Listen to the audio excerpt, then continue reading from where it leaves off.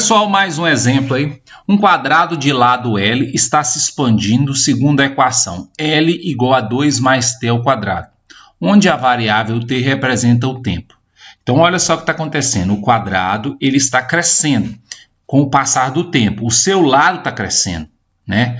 Quando t for igual a 1, depois de um minuto, por exemplo, aqui não falou qual que é a unidade de medida do tempo, mas vamos supor que é 1 minuto, é minutos. Depois de 1 minuto, o lado vai ser, aí troca t por 1. Depois de 2 minutos, o lado desse quadrado vai ser, troca o t por 2 e assim por diante. Então, você percebe que o lado do quadrado vai aumentando assim à medida que o tempo vai passando. Aí o exercício pede determinar a taxa de variação da área desse quadrado no tempo t igual a 2. Então, taxa de variação no instante, então é a derivada. Só que ele quer calcular a variação da área em função do tempo, certo?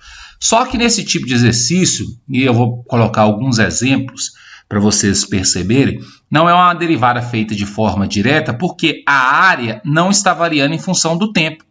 A área ela é escrita em função do lado, e o lado é que varia em função do tempo. Então, para fazer, então olha só, a área é em função do lado e o lado em função do tempo.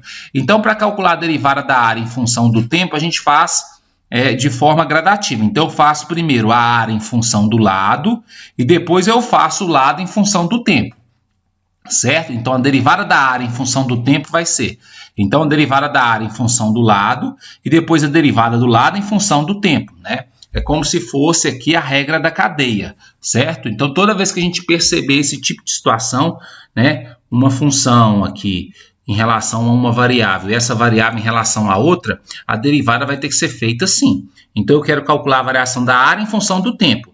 Só que a área está em função do lado e o lado em função do tempo, como a gente pode ver aqui, ó. Então, a derivada da área em função do tempo vai ser feita assim. Derivada da área em função do lado e a derivada do lado em função do tempo. Aí a gente encontra isso aqui. Qual que é a derivada da área em função do lado? Derivada da área em função do lado. Aqui é L ao quadrado. A derivada de L ao quadrado, né? Derivada de A em relação a L. Ó. Derivada de L ao quadrado é 2L, certo? Qual que é a derivada de L em função do T? Que é esse outro aqui, ó. O L é 2 mais T ao quadrado. Qual que é a derivada disso aqui em relação a T? A derivada de 2 é 0. A derivada de T ao quadrado é 2t. Então, esse dA/dL vale 2L e esse dL/dt vale 2t. Então, vou substituir os dois. Está aqui, ó.